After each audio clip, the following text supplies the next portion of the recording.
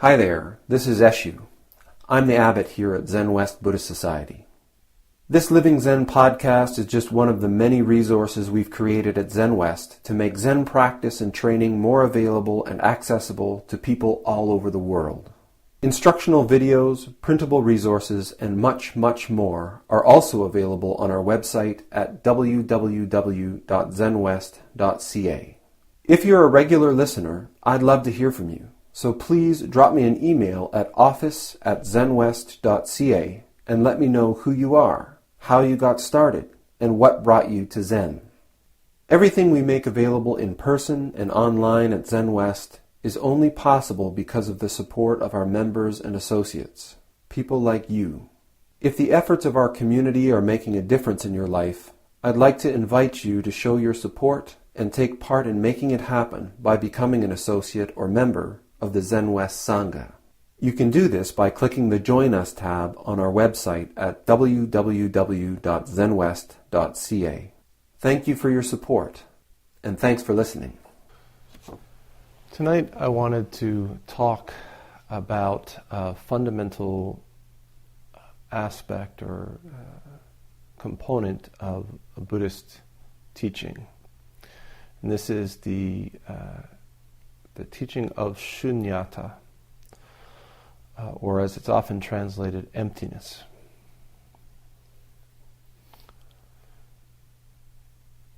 Shunyata is a teaching that comes up over and over again in Buddha Dharma and Zen. We begin the evening with a chant that is one of the most repetitive occurrences of this principle of Shunyata, emptiness, that exists in the Buddhist canon. In Japanese, the word is mu. Mu means no or without, but it represents this teaching of Shunyata, emptiness. When we chant the Heart Sutra, it begins with this teaching by Avalokiteshvara, the Bodhisattva of compassion.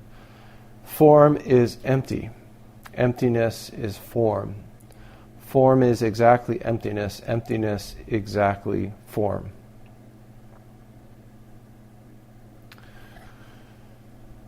So whenever we're talking about emptiness, from the perspective of the Buddha Dharma, it's important to really have an understanding of what it is that this teaching is pointing at.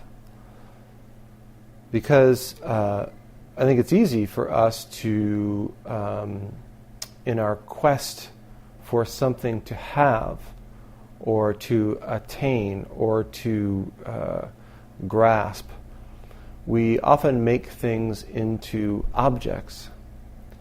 And even something like a teaching such as emptiness, we can make emptiness a place or a state or an experience even that we strive to have or to grasp or to realize. Whenever we're talking about emptiness, it's important for us to really understand what it is that we're talking about.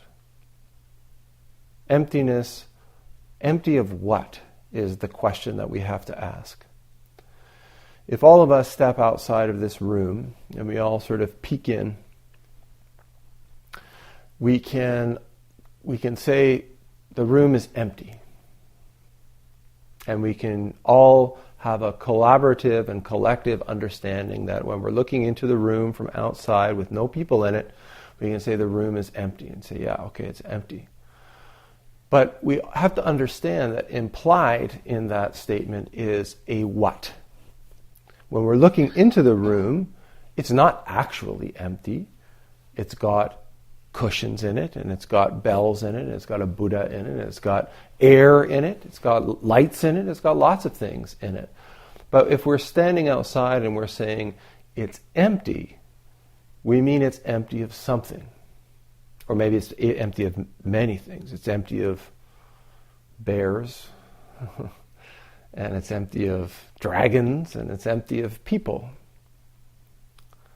And so when we're looking at Buddhism and we're talking about emptiness or this mu without, what is it that we're talking about? From the beginning of Buddhism, the Buddha taught one of the fundamental principles of the Dharma is this teaching of anatman, which is Sanskrit, or anatta, which is Pali. And it means, atman means soul, or self, or essence, or core. And the prefix an means no, or without. It's a negation. So anatta or anatman means no soul, no self, no essence, no core. And the fundamental teaching of Buddhism is that everything in this vast cosmos is anatman. There is no soul, there is no self, there is no I, there is no identity, there is no fixed personality that lasts, is permanent, or is separate from every other thing in this world. All things are causal. This is another Dharma teaching. If we take a flower, or we take a tree, or we take a stone, what we have is a collection of elements that have come together, and together they manifest in a particular way for a particular amount of time. And over time, just as those things have arisen, those things eventually dissipate, break apart, and disappear, returning to the origin, returning in little tiny pieces from whence they came on a new journey of rebecoming something else, something similar. Nothing at all for a while. Why is this important? Zazen, this practice that we're engaged in, Zen meditation, isn't just a relaxation tool. It's not just a way that we can de-stress. The foundation of Dharma, Buddha Dharma, the teaching of the Buddha, is to awaken to our true nature, the nature of all things in this cosmos. And through this realization, through this awakening, to be liberated from suffering.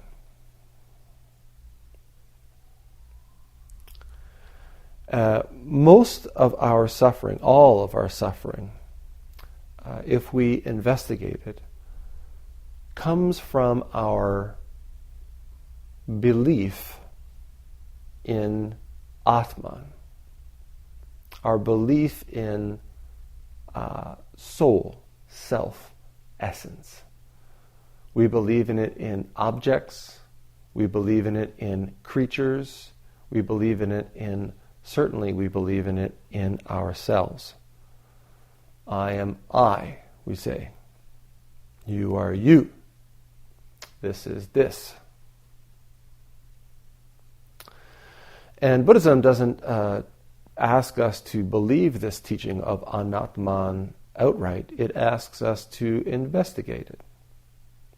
To investigate that if we deconstruct something, when we take a table and we take off the legs and we chop up the top and we throw away the feet,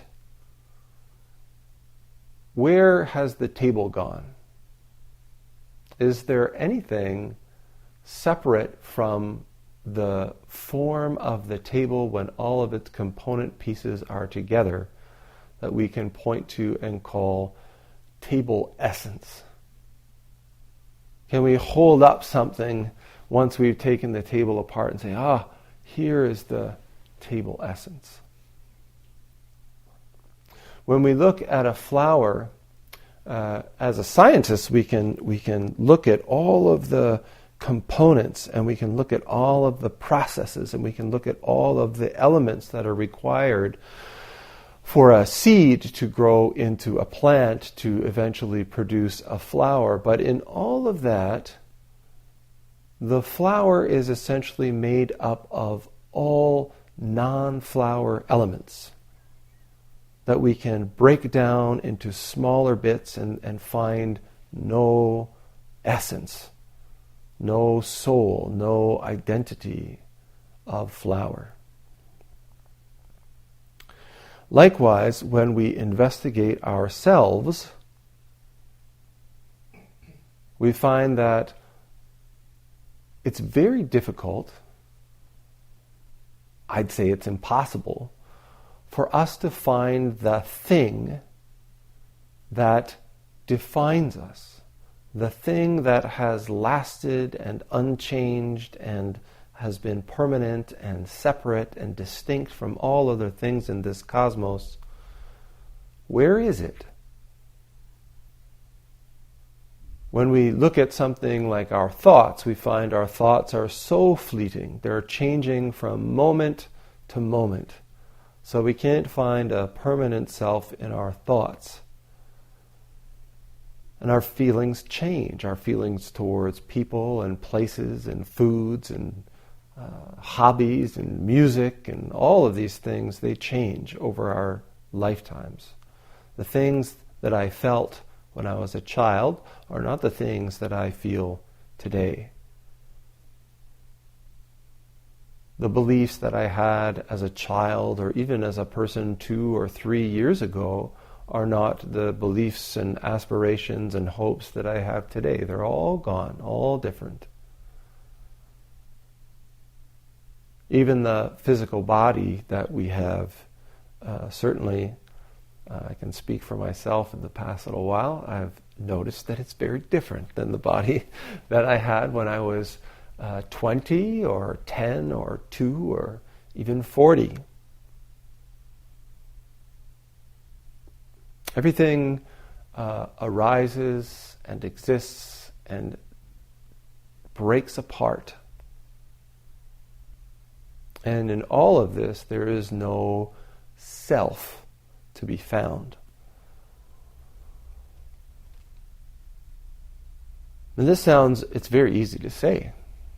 It's very easy to say, no self. We can look around and say, oh yeah, I don't think there is a self. But when we look at how we engage in our lives, when we look at how we engage with the world, we see that we are imputing selfhood into all manner of things all the time. Most of all, we impute a self to ourself, I. And one of the real challenges that we have as we develop as human beings is that we develop a stronger and stronger and clearer notion of what it is to be me, what it is to be I, what it is that I like and what I don't like, and what I want and what I don't want, and what I want to get more of and what I want to have less of and avoid. And the more and more clearly and the more sharply and the more strongly we fixate this idea of I and myself, the more and more we define what it is that I am. Simultaneously and necessarily, we are defining the innumerable things that I am not.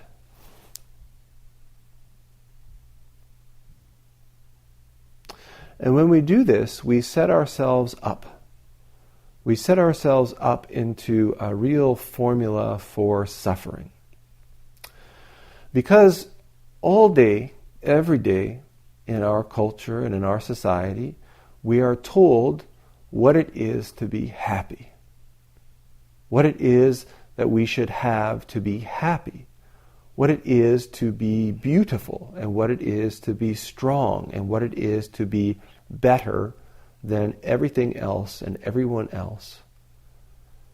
And chances are, in your average day, you are told many times, in ways overt and subtle, what it is that you need, and what it is that you have that you need to get rid of in order to be happy and fulfilled and satisfied and complete. And through this wonderful formula, we find that we spend a huge amount of we spend all of our time pursuing after the things that we feel like we need in order to be complete, or running away from the things that we feel we need to be rid of and avoid to be whole and wholesome.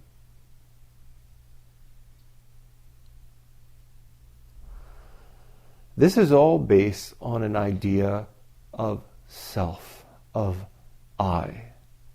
And as soon as we fixate this idea of I, whether it's in myself, or whether it's in other people, or whether it's in objects, environments, we create this separation, this duality between what's inside and what's outside, what's me and what's not me. Now, I have to say that this is an important thing. We have to have that faculty. We have to be able to differentiate between who I am and who the bus is. Otherwise, we're going to experience a lot of pain. But we get lost because this is just a temporary recognition of a particular transient manifestation. The metaphor that I like to use is it's like two waves rising in the ocean. And one wave is a small wave and one wave is a big wave. And the two waves sort of look at each other and they're critical of each other. You're just a little wave. Oh, you're such a big, ugly wave. Oh, you're so tiny. Oh, you're right, I am kind of big and ugly. And there is a reality to that. There is a substance to the particular manifestation of those two waves facing each other.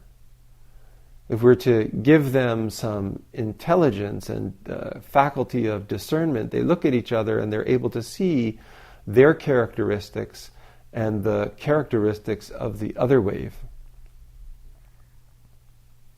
But if we step back in our perspective, if we just shift our perspective out so that we can see all of the innumerable waves on the ocean, and we can see their arising and their falling and their traveling, I think that the debate, I think that the argument and the criticism both of self and other becomes kind of absurd, because the transience of those particular manifestations is so complete. The particular manifestation of a particular wave in a particular moment is so fleeting. And if we bring our perspective back even further, it seems like the manifestation of each individual wave disappears, and all we can see is this ocean, this vast wholeness that has as its content every wave. So when we talk about emptiness in Buddhism, when we talk about Shunyata, or when we talk about mu, what we're pointing to is the fundamentally empty nature, the non-self nature of all manifestations in this cosmos. Each of us can look and assess and discern ourselves, and we can discern others. And we can make observations about this and that. But when we invest in that thing being something that is separate, distinct, permanent, and lasting, we are investing and grasping on to an idea that defies all evidence. It defies all investigation and is what we call a delusion. It's a fixed, false belief in spite of evidence to the contrary.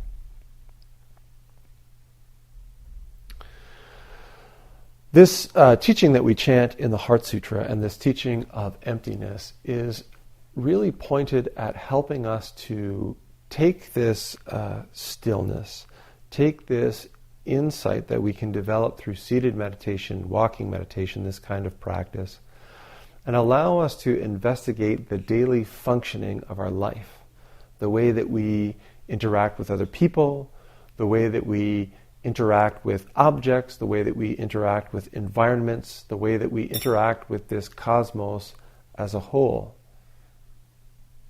It allows us to investigate where and when we are getting stuck in the idea of me being something that is separate and special, or separate and what's the opposite of special? Special in another way, repulsive. This is another way that we can be special. It's not just about being better than, but it's about being worse than. So when we investigate this concept of Shunyata, emptiness, one of the things that really helps me is to really reflect on the nature of the ocean mind. Emptiness is not a state of voidness. It's not a place that we can go to because emptiness is something we are already immersed in. Emptiness is the wave, the individual wave, looking around at all of the other waves, being able to see them in their uniqueness, but fundamentally realizing that I and all of the other waves that I'm seeing are ocean. And although this body arises and exists for a time, we all return to the origin, our original home, Shunyata, formlessness, emptiness.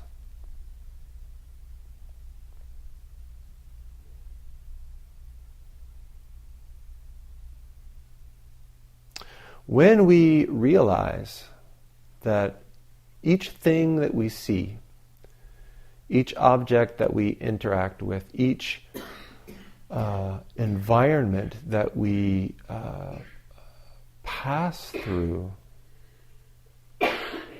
is nothing other than ourselves, is nothing other than it shares our home, our origin. Our tendency to crave diminishes. Our tendency to be afraid diminishes. And in this moment, just as it is, just as we are, with all of our warts and pimples and baldness and all that, we find that just as we are complete. Just as we are, we're whole.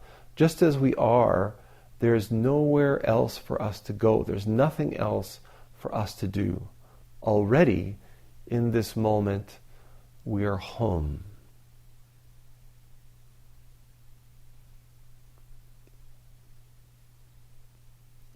How is it to live as somebody who has nowhere to go, nothing else to do but that which is unfolding right in front of us in this very moment. This is the fundamental practice of Zen.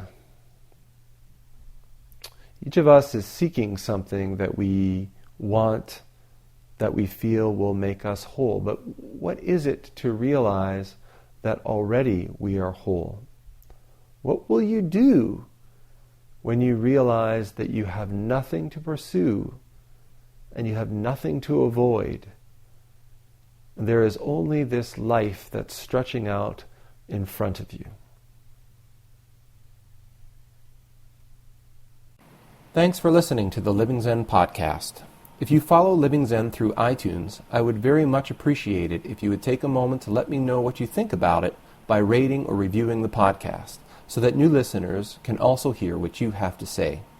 Thank you for your time and for your support.